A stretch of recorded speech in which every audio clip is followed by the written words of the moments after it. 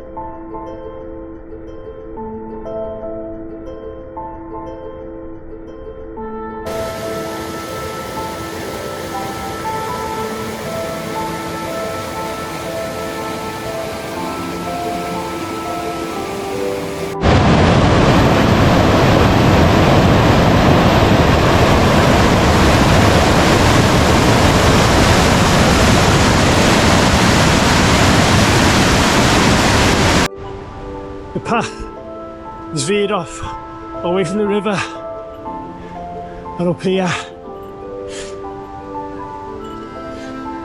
How slippy as hell down there. There's a sound of a mighty tacky down there. After that torrential downpour, it's going to be in full flow. This is a long climb, 250 metres to go. I'm glad that tree didn't come down when I was coming up here. That'd have hit me right on the head.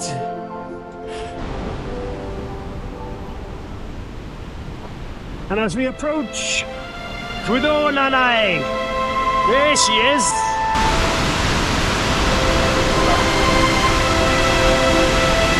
Fudo-nanae. We saw this 10 years ago from miles away over there. Highly disappointed. Here it is in all its glory.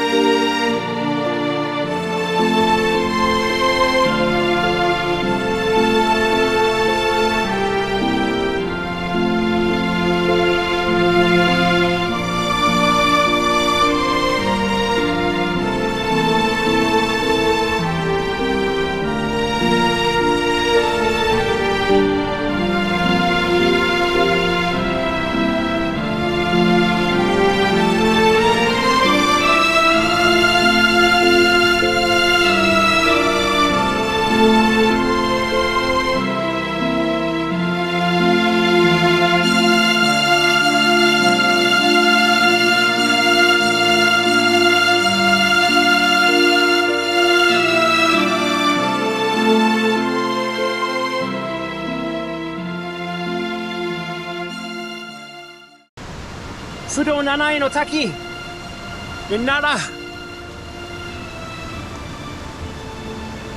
That was a good adventure, good climb up there. And now we've got to traverse across these slippy rocks again. Back to Charles.